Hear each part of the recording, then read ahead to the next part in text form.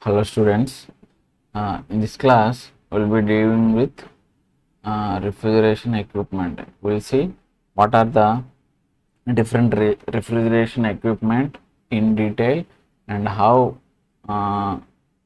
practically they can be used for producing refrigeration that we are going to cover in this chapter. So basically we know that the main components of refrigeration are these. There will be a compressor. Okay, compressor will compress the vapor refrigerant and sends it to a condenser. The condenser will condense the vapor refrigerant and converts it into a liquid refrigerant, and then it passes to a expansion device. Expansion device will reduces the pressure, thereby it reduces the temperature, and also it controls the refrigerant flow to the evaporator. Evaporator is where we will get the required refrigerating effect. So this is the evaporator, and from evaporator it will go back to a compressor. So we will see a compressor and what are the different types of compressors we will use in refrigeration, and also different types of condensers, expansion devices and evaporators. So first we will see what are the different types of compressors which we will use in refrigeration. Basically, compressor is the heart of the VCR system. It will be driven by an electric motor or maybe any prime mover. In most cases it will be a electric motor. In some cases it may be a diesel engine or something like that.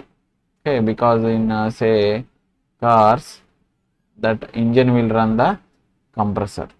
Okay, next coming to the function of the compressor is, if you see the pH diagram, what the compressor will do is, after evaporation it will compress from this evaporator pressure to condenser pressure. This is the condenser pressure.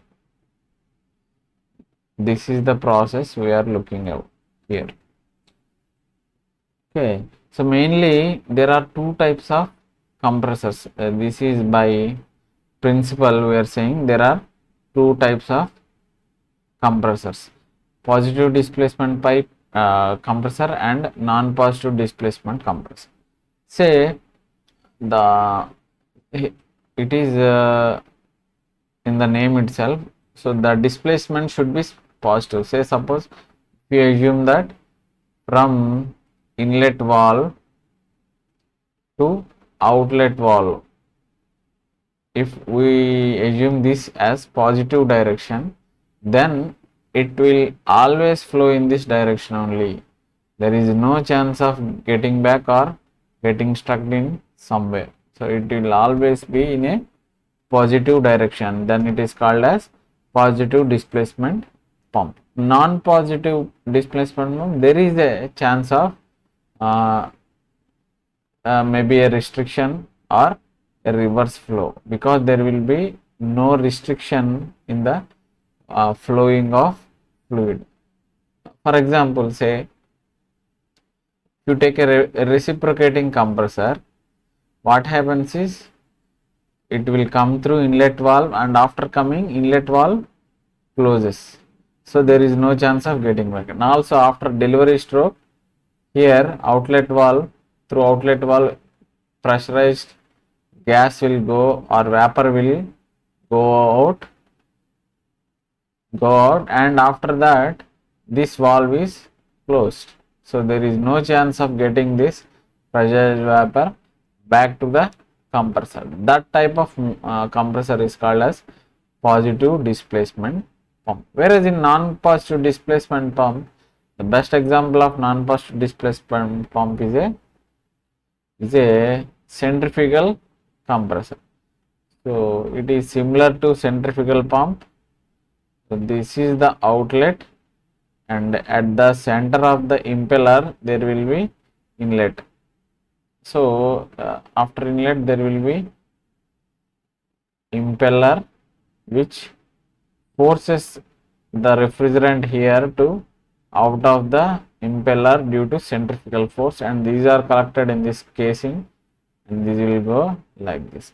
So if you see here, there will be no restrictions at the pump. So the inlet will be attached to the eye of the impeller, so there will be no restriction here, and also at the outlet also there will be no restriction. If there is any obstruction here, say the blockage or something is there, this refrigerant will run here itself. Okay, there is a chance of negative displacement in non-positive displacement compressor, whereas here in this case, even if this compressor fails, it will not allow the pressure to come back. That is how a positive displacement compressor can be explained. So, and there are different, and depending on the number of stages, there are single stage compressor, multi stage compressor. Single stage means only one cylinder will be there in case of a reciprocating compressor, one impeller will be there in case of centrifugal down. If there are number of impellers or number of cylinders, then it is called as multi-stage compressor. And coming to this, these belong to any compressor. Okay, there will be open compressor, that means a compressor will be separated from motor, then it is called open compressor. If it is sealed with compressor, then it is called hermetic compressor. And if it is sealed with the motor, but it can be detached, then it is called semi hermetic compressor. That we will see in detail now. So this is basically a reciprocating compressor.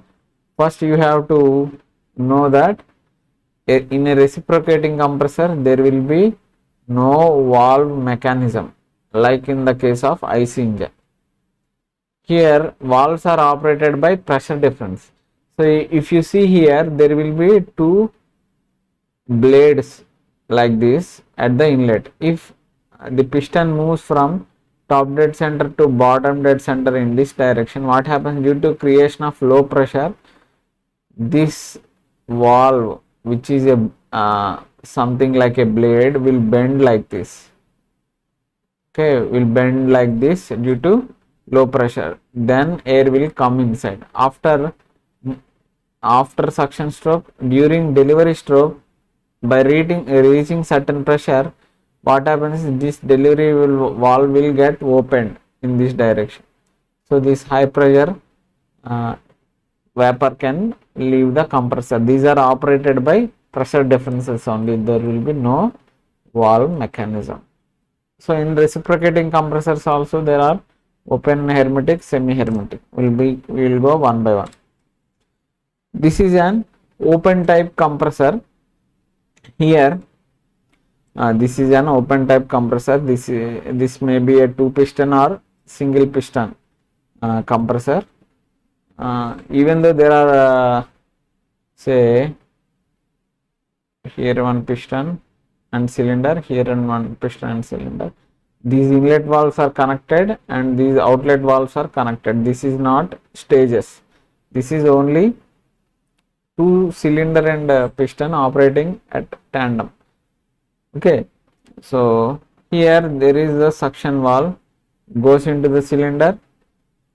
It can goes into the cylinder during suction stroke, and after compression stroke the high pressure vapor will leave the compressor, and there is a wheel connected to the compressor which will be run by a motor. So this will be connected to a belt and motor, so to run the compressor. This is how an open type compressor is there. So if you want to operate, or if you want to get serviced or repaired, this can be opened by using nuts and bolts. You can open this and you can do whatever repair you required, and you can close the compressor. So an open type compressor is nowadays it is not being used. Nowadays mainly hermetic and semi hermetic compressors are. So this is a hermetic compressor. The specialty of hermetic compressor is here both motor, electric motor and compressor are both packed in a single unit. Which we will generally observe in a refrigerator or AC. This will be like a cylinder like this, and here generally there will be a brazing or welding at this point. Okay, so it has three lines. One is a suction inlet and discharge inlet. There will be another for loading of a refrigerant, which is not shown here. Okay, so here low temperature, low pressure freon gas is entering into the compressor in this direction. So it will travel like this, and this cool refrigerant will flow over the motor windings, copper windings, which are there to rotate this shaft. Okay, so automatically this motor, you know that any electrical device will get heated by while running. So this refrigerant will helps in cooling the motor also. Okay, and then here is the suction line. Here is the suction line which it will go through this pipe, and here there are two valves which are operated due to pressure difference. Here is the small piston and cylinder arrangement, and it is driven by a crankshaft which is connected to the motor. So during suction stroke, its refrigerant will flow like this, and during delivery stroke, the high pressure, high temperature freon will get delivered in this direction, which will go to the condenser. This is how a hermetic compressor is operated. This is very important question for final examination. It has been asked many times. Okay, so if you watch this, this is the actual compressor. If you cut it, it will be seen like this. Here if you see refrigerant will sorry discharge connection. So here suction out inlet, so it will come like this, it will flow over these windings, and so sorry, this is the pressure relief valve. It will be somewhere here. It will go through like this into the cylinder suction valve, and it will get delivered like this in this direction during delivery stroke. This hermetic concept, that means packing compressor and motor, can be applied to any type of compressor, not only reciprocating compressor. It can be used for say scroll compressor or rotor compressor, sorry, roll compressor, which we will see in the coming class. Okay, this is how a hermetic compressor is used. So this is a semi hermetic compressor. Here this part is motor, and this part is a where a cylinder is. So we will see a video regarding this.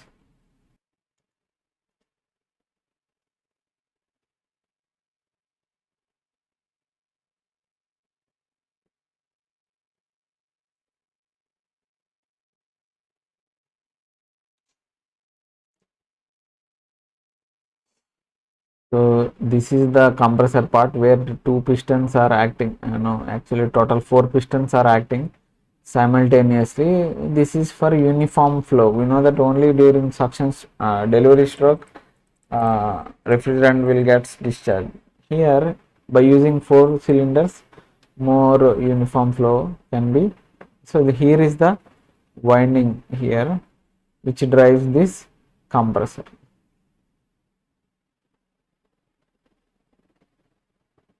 Okay, I'll leave some links for further study. Next, coming to the rotary compressors, these are the 5 compressors which you have in syllabus. This is a roller compressor. A roller, here a roller is, this is the shaft which will be driven by a motor. A roller will be, this is the roller, this is the roller, oh, it is written here. This is the roller which revolves eccentrically. That means it will be here and this will be like this.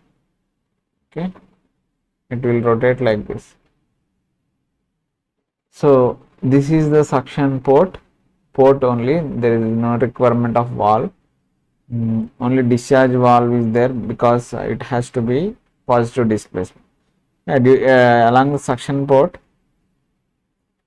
first refrigerant will come and fill in this gap like here. Okay, along the suction pipe, refrigerant will come and fill this gap.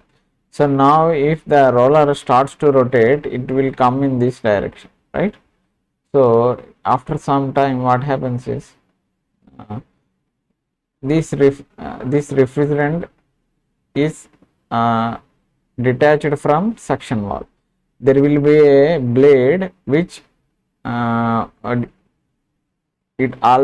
will be in contact with this roller. So if it is in this position, this blade will come and touches this roller. So if it is here, it will be like this. If it is here, it will be, this spring will be extended, and this blade always closes the gap between roller and blade, so that the suction and discharges are separate. So after filling this gap, what happens is it starts rolling. So here after some time this suction valve gets detached with a remaining refrigerant. So refrigerant is now closed, and slowly as the roller rotates in this direction, this is being compressed like this. Finally this much amount of volume is getting compressed to this much amount of volume. After reaching certain pressure, discharge valve opens and there will be a discharge of high pressure, high temperature compressor. This is positive displacement because this is there is no chance of reversal of refrigerant flow.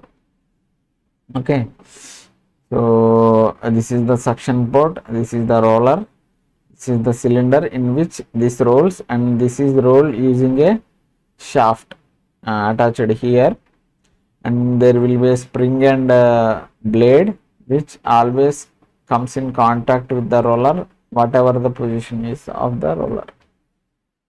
If you see an animation of this, how it works, it will be like this. So if you observe here closely, what is happening is, so refrigerant coming in this direction, and roller takes the refrigerant in this direction and delivers it like this. So here this shaft and roller are placed in a cylinder, and this shaft rotates eccentric to the roller. So like this, it will rotate like this and compression takes place. And here you can observe this, the spring is trying to get this blade always to come in contact with this roller. So these two are always in contact with each other. Okay, so there will be separation of refrigerant from the suction port. This is how a roller compressor works. So next, if you go to a vane compressor, this is similar to a vane compressor you have studied in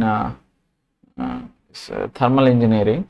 So here also similar thing, only thing is instead of a roller, here there are 4 vanes. What happens is, for every vane there will be a spring inside the vane which compresses and expands depending on the distance between this and this. Okay, here what this is the cylinder and the rotor is fixed like this. So this will rotate and this is stationary. It will always be rotating like this. So what happens is when this blade is in this position, it will be compressed completely and the suction takes place. So that means here there will be filling of refrigerant, and when it is rotated in this direction, this spring expands and always refrigerant will get trapped between any two vanes. This will be here. If you see the gap between these two, it is reduced to this space. So this much amount of refrigerant is being compressed to this volume and it is getting delivered due to the high pressure of the discharge. So that is how a vane type of compressor works. If you see an animation, it will be like this. So here this is the suction line, refrigerant comes to here and fills this gap. So this gap is being delivered to this direction. So that is how compression takes place in a vane type compressor.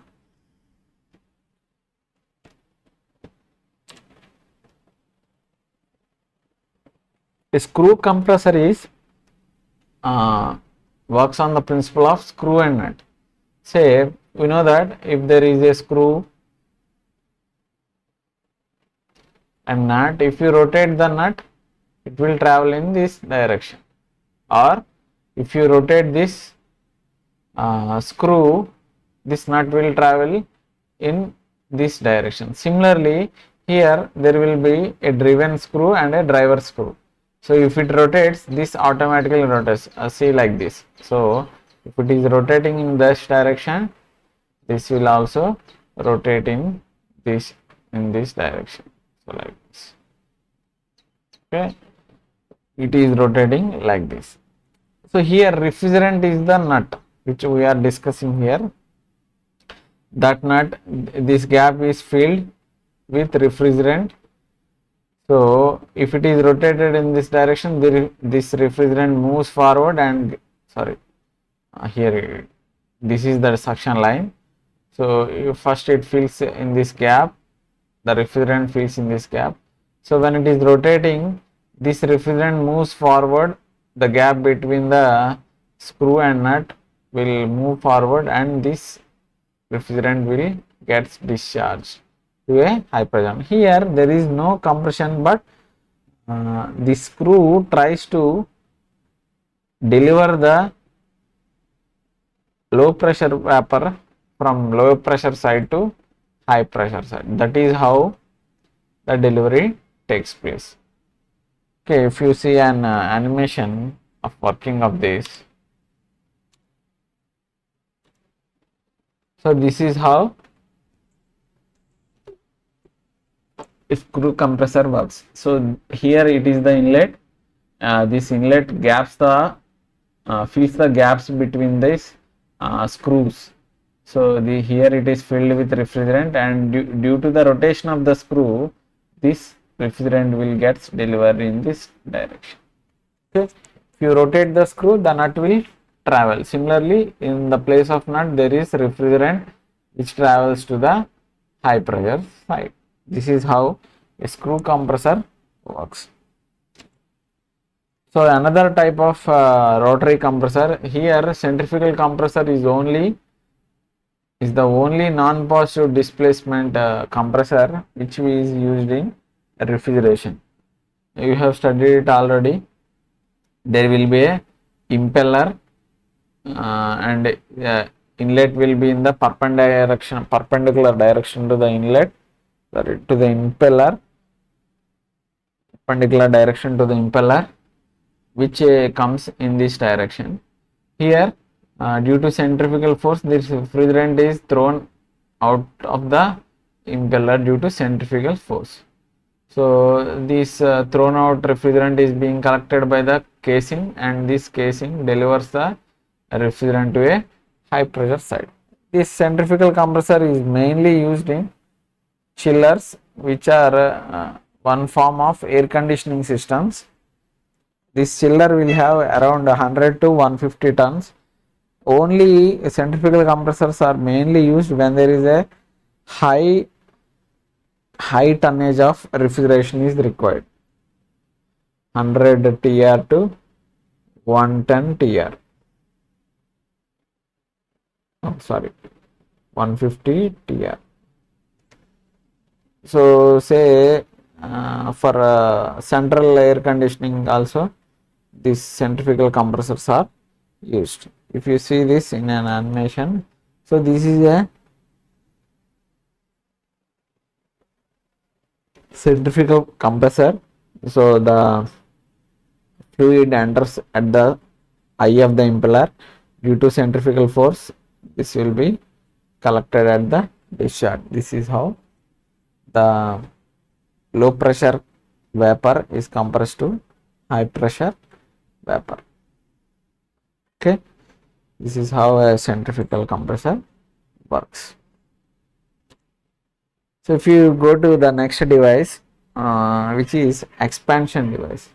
Expansion device, you know that if you draw the pH diagram, so expansion device works from here to, it is basically an isenthalpic process.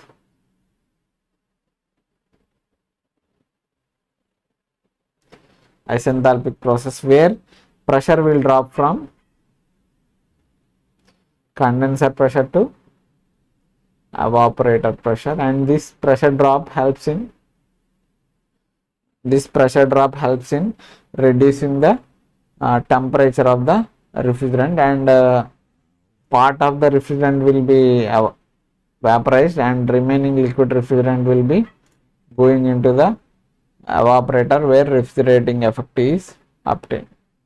Basically there are two types of expansion device. One is variable restrictive type, that means you can change this pressure from here to here.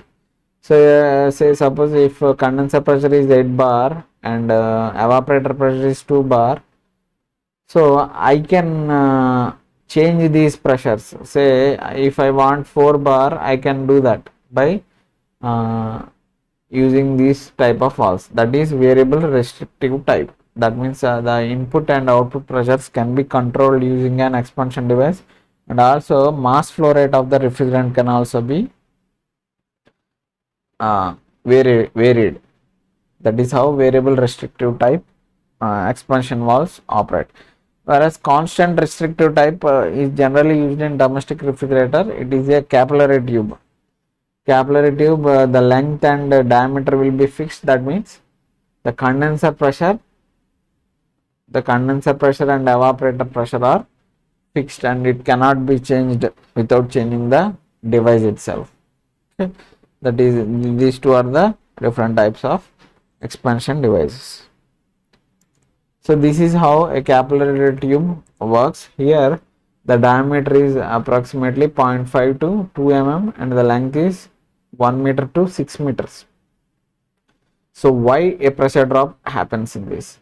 So if you look at this Darcy-Weisbach equation, change in pressure is equal to FL square by 2G 2GD. Here the length is high, so length is high and diameter is low.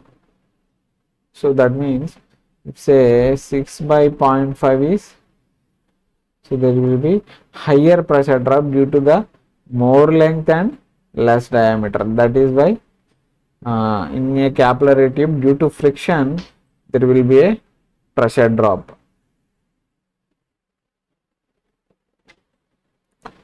Next type of valve is thermostatic expansion valve.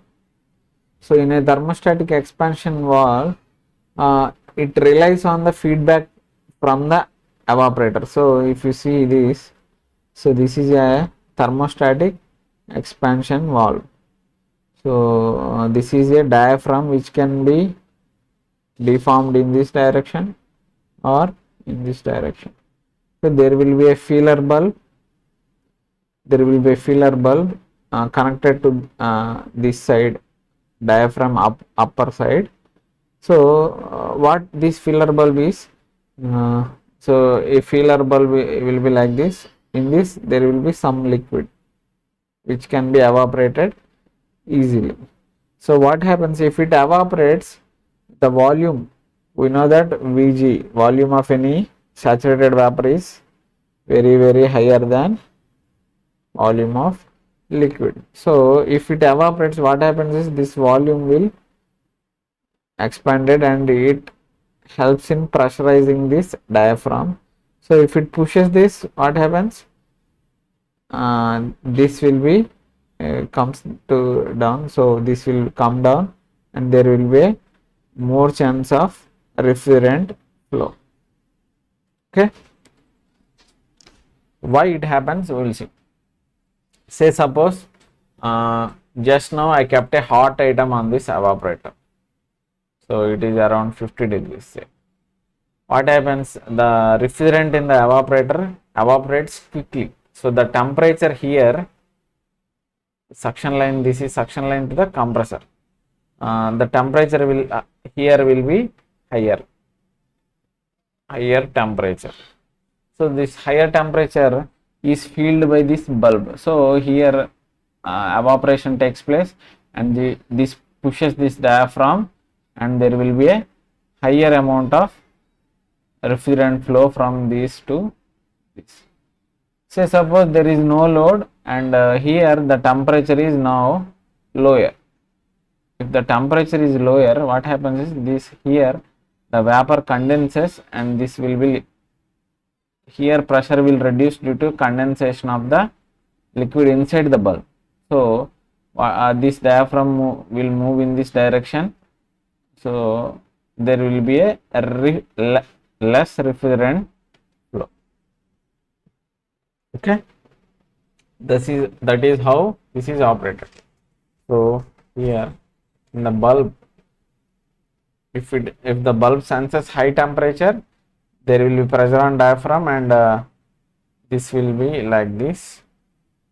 So there will be more refrigerant flow. There is less pressure, it will go in this direction and here this blue object will try to close this gap. So there will be less refrigerant flow. And if you want to maintain less temperature in the evaporator, you can always adjust this spring. This can be adjusted using a screw like this. This will be if you rotate this, what happens is this pressure will be higher, or if you loses this pressure will be. So basically on this side of the diaphragm there will be a bulb pressure and also spring pressure. The another side will be evaporator pressure.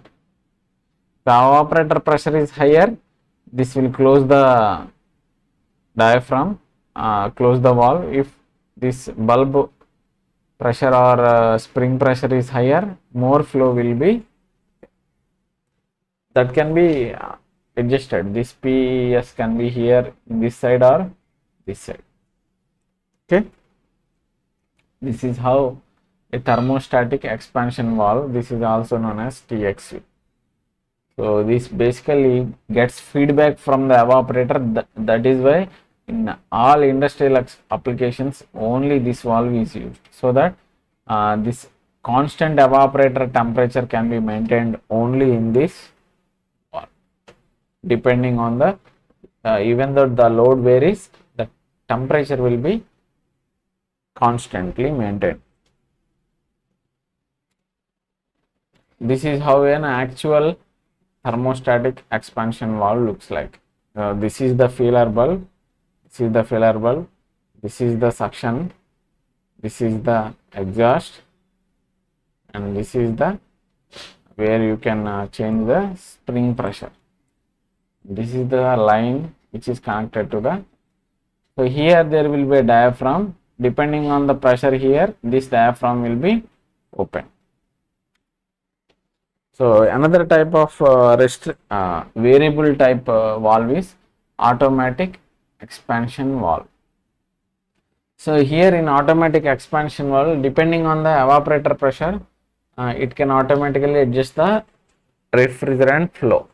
Suppose if the evaporator pressure is higher, it will push in this direction, the refrigerant flow stops. If the evaporator pressure is less, so this spring will try to force this diaphragm in this direction, there will be more refrigerant flow. If evaporator pressure is less, more flow. If evaporator pressure is more, less flow. This is how it operates. But in some cases, say suppose there is heavy load on the evaporator. That means just like in the previous case, I just put a hot substance in the evaporator. So then what happens is, due to this hotness, the vapor in the evaporator will expand and the pressure will increase. The pressure will increase and it will try to close the valve, whereas due to a presence of hot substance, you have to get more refrigerant, but this creates that is where it is called as starving of evaporator. This is the main drawback of automatic expansion. It allows the starving of evaporator in some cases. That is why automatic expansion valve is not used in case of varying loads. In case of varying loads, always thermostatic expansion valve is used. This is how a thermostatic expansion valve looks like. This is the inlet, this is the exit, and this is the screw, this is the cap which can be adjusted like this, spring. So coming to the condensers, basically there are two types of condensers.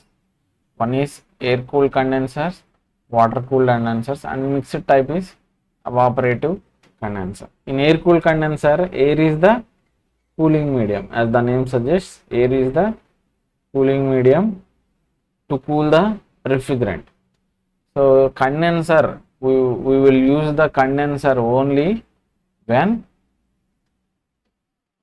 vapor is condensed to liquid.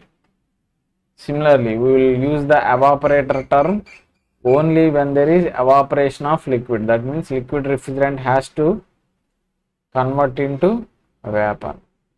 So why I am telling this is, in most cases, many will write in air refrigeration. Air refrigeration, air will always be in vapor state or gaseous state. So there is no chance of evaporation or condenser. Even though in the diagram or the explanation they will use these words. These words should not be used unless there is condensation or evaporation. So here in this air cooled condenser, air is used to condense the vapor refrigerant into liquid refrigerant. In water cooled condensers, water will be used. Water is generally used only for industrial applications. For domestic or low capacity plants, air cooled condensers are. So water cooled condensers have shell and tube type, shell and coil type, and double pipe type heat exchangers. We will see one by one. In air cooled condensers, there are two types. One is natural convection. So that means heat transfer takes place naturally, and another one is forced convection. So this is an air cooled condenser which is generally used in your fridge, refrigerator. refrigerator. So high temperature, high pressure refrigerant will flow in this direction. So during this travel there will be some fins which will cool this refrigerant, and liquid refrigerant will come out of this condenser.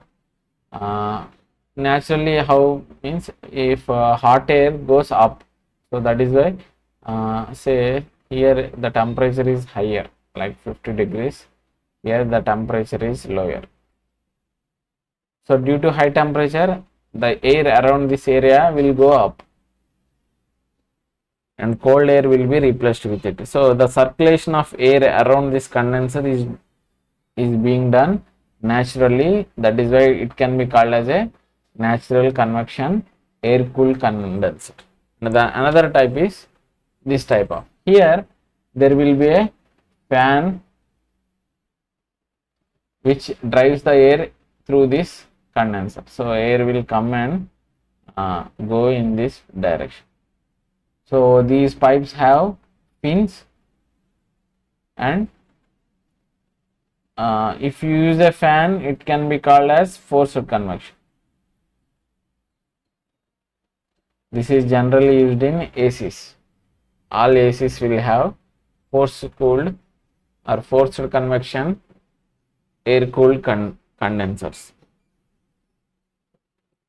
If you see an outdoor unit, there will be a fan which drives this air through the condenser. These two are basically air cooled condenser.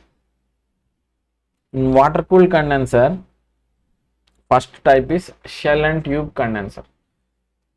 In shell and tube condenser, so say refrigerant will come in this direction and goes in this direction.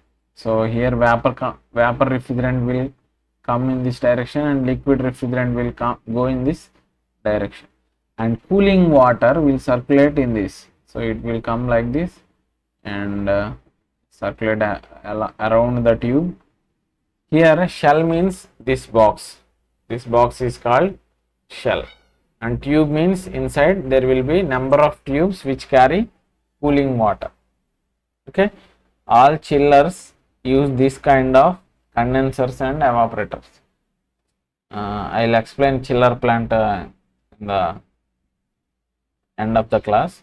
So this is very high capacity condensers. It will be used generally for capacities up to 50 to 200 and more ton of refrigeration. This is how a shell and tube condenser works. Okay, so this is how an actual shell and tube condenser looks like.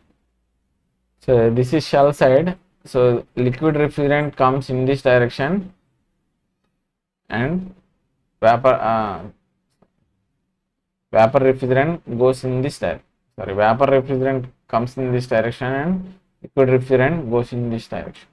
Here what happens is, when vapor refrigerant comes in this direction, these pipes, around the pipes, this vapor will be covered. So when cooling water comes in this direction, flows through tubes and goes in this direction, this refrigerant will be condensed and this cooling water will be hotter. Say suppose if it enters at 20 degrees, it will leave the condenser at 40 or 50 degrees centigrade. Similarly, if the vapor refrigerant comes at say 50 degrees, it will leave at some 30 or something temperature at the end of the condensation. So there will be always subcooling of refrigerant. This is a shell and tube heat exchanger. Okay. Tube side cooling water, shell side there will be refrigerant, comes in this direction and goes in this direction. Cooling water will come in this direction and goes in this direction. So another type of condenser is shell and coil type condenser.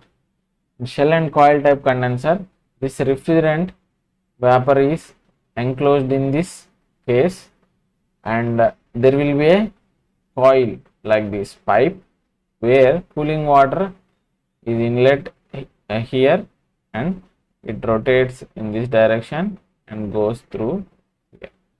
So shell means this cylinder, coil means this path of the cooling water. Here also similar, we will use this type of condensers in high capacity plants, but not as high as shell and tube heat exchanger and shell and tube condensers. So this is how a shell and coil. This is the inlet of the cooling water. Sorry, this is the inlet of the cooling water. This is the exit of the cooling water. Refrigerant will come in this direction, vapors, and liquid refrigerant goes in this direction. So next is double tube heat exchanger. Double tube heat exchanger is, there will be a pipe and inside there will be another pipe. The inside pipe there will be generally refrigerant, and outside pipe there will be cooling water.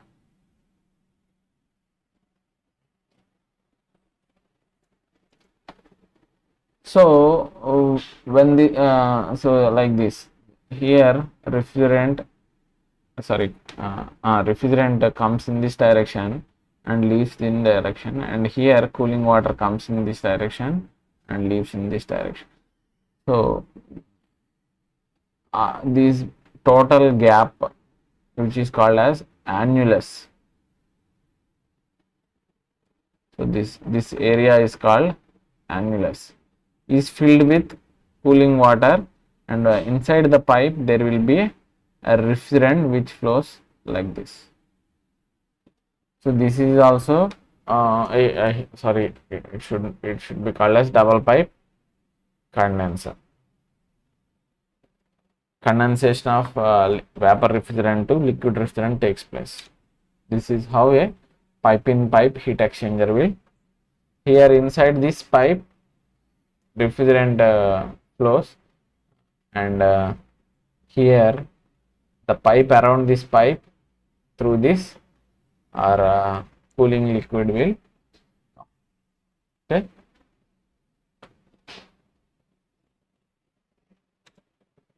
So this is a evaporative condenser. In evaporative condenser, we can say that it is combined air cooling and water cooling. So here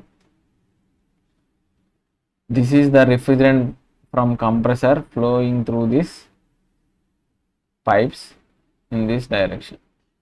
So on these condenser pipes there will be continuous flow of water. So what happens is this water will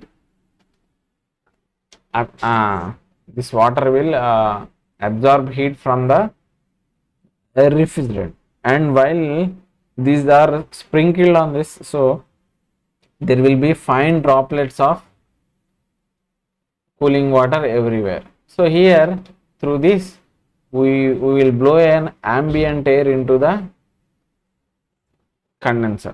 So what happens is this going air will try to cool this cooling water which is sprayed on the condenser, and warm air will go out. So what we are doing here is, first refrigerant heat is, or refrigerant latent heat is taken by water, and the hot water is cooled by air. Combined air and water cooling is happening in this condenser.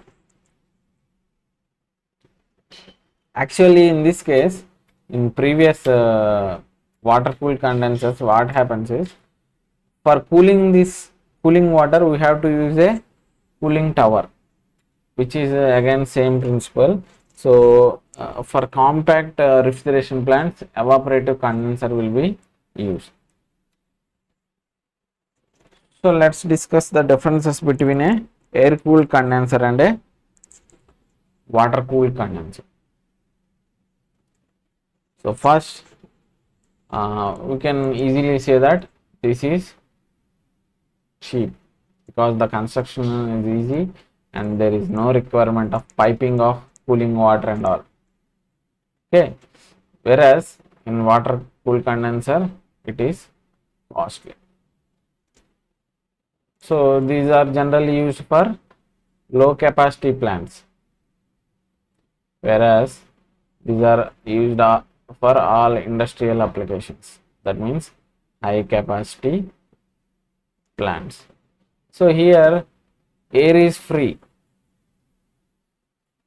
Air is free means the ambient air can be used to cool this condenser, whereas here you have to treat the water, otherwise there will be blockage of water pipes, scaling of water pipes and also we should first chemically treat the water, then cycle the water, and then we have to cool the water, which is again a costly process.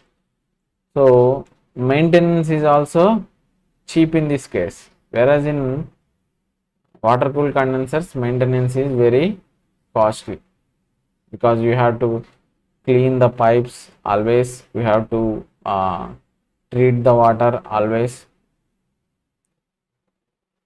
Here cooling is slow because it is an air cooled condenser, it is slow, whereas it is a water cooled condenser, cooling is fast.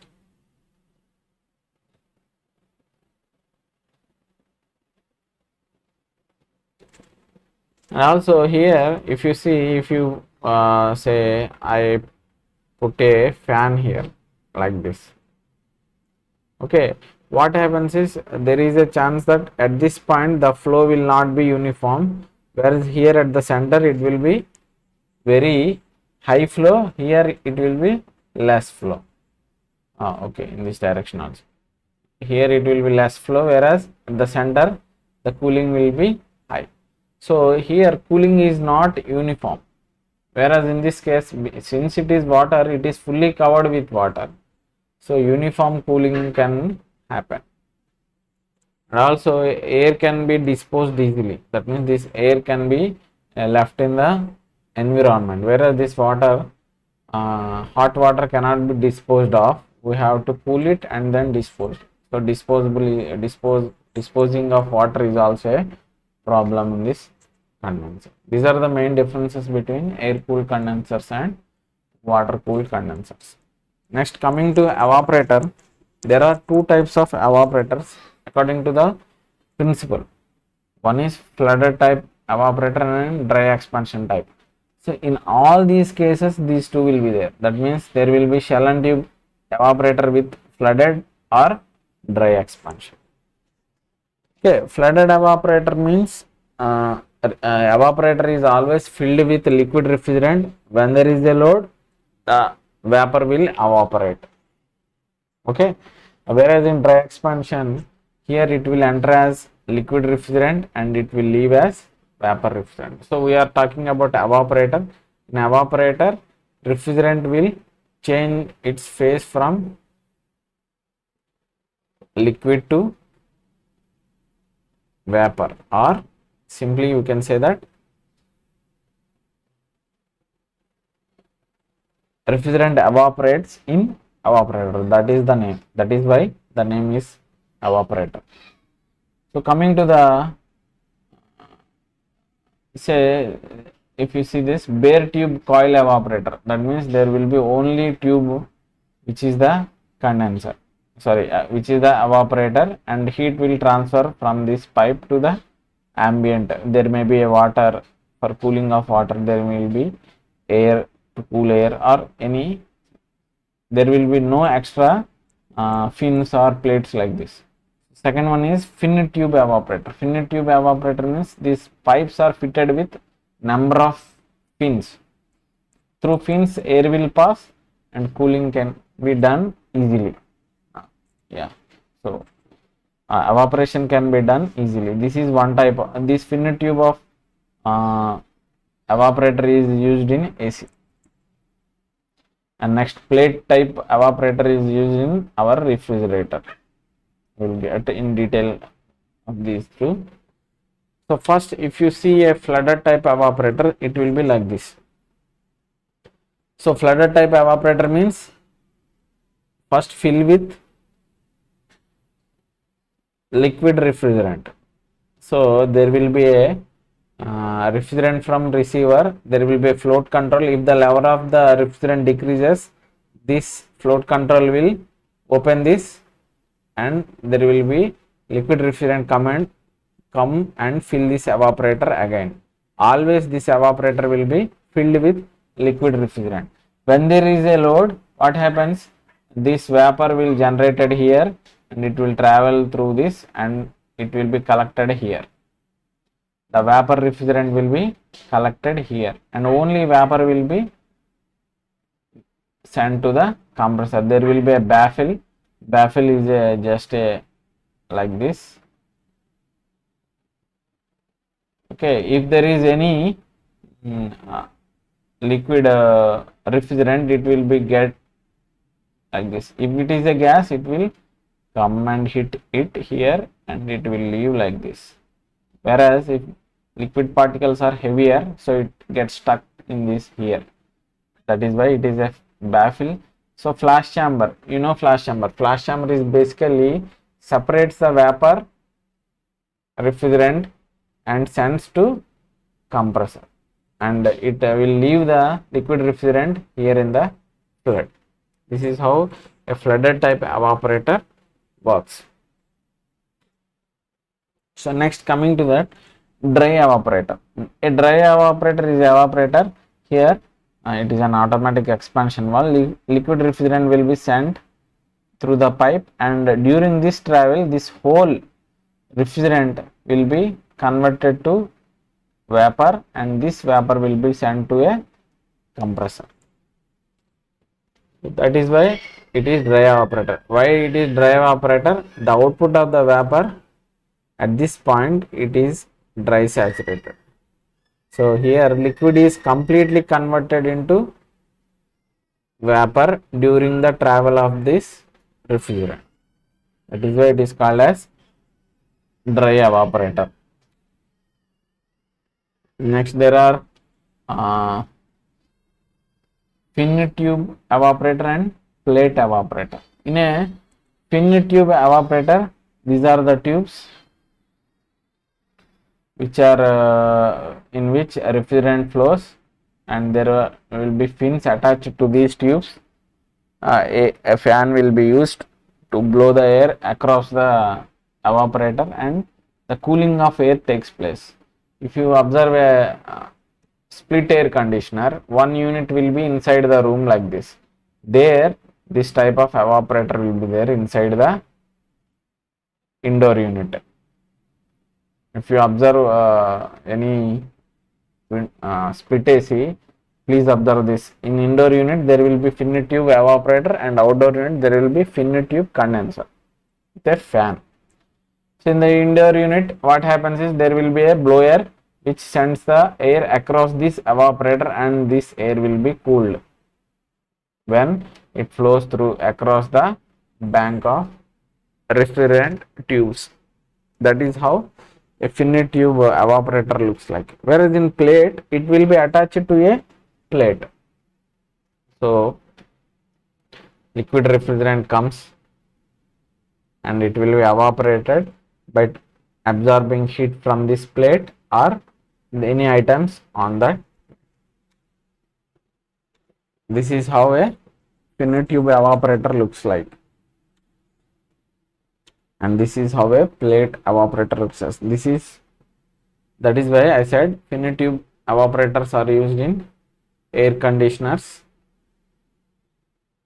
whereas plate evaporators are used in refrigerators. If you open the refrigerator in the deep freeze, you see similar type of evaporator, which is a plate type evaporator. So in evaporator, as I talked earlier, there will be shell and tube evaporator, shell and coil or tube and tube. It is similar to these three. This can be used as a condenser as well as evaporator. This can be used as an evaporator or condenser. This can be used as an evaporator or dryer. So a dryer is mainly used to remove the moisture in the VCR system. Moisture is when we are trying to load any R&AC equipment with a refrigerant like Freon or R134A, something like that. Okay, any refrigerant, if you are trying to load it, there is a chance of air getting into the system. So what happens is, if air goes into the system, air is always having some moisture. Moisture will also go into the system. What happens to the moisture is, after expanding in the expansion valve, the temperature drops to around -20 degrees centigrade.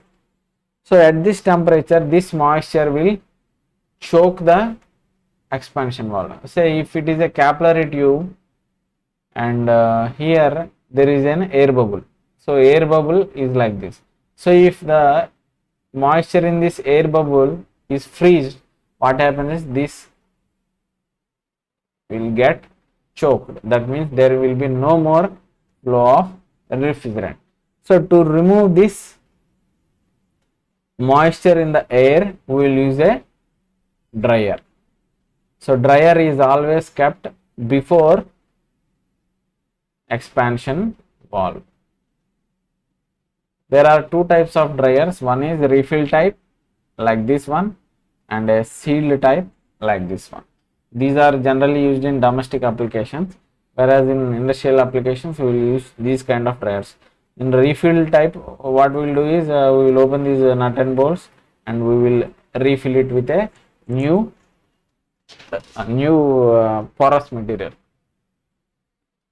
So in sealed type, if you cut the cross section of the sealed type dryer, there will be a plate, perforated plate, that means plate with holes. There is a core inside this is the porous material which dries which absorbs the moisture in the air and also filters the refrigerant. Okay, so in this direction there will be a spring in between this core and casing, which pushes this core onto this plate, so that there will be no refrigerant escaping in this direction. Only the refrigerant should go through this porous material and should leave the dryer in this direction. Okay, so there will be spring. This liquid refrigerant will come in this direction. It will flow through this porous material and it will go through this direction. So this is how an actual dryer looks like. So in this direction refrigerant will come and it has to flow this porous material and should leave this dryer in this direction. This material will absorb the moisture content and also filter this. Okay, always when a refrigerant is loaded to the system, refrigeration system, always dryer will be changed. This is a throwaway type or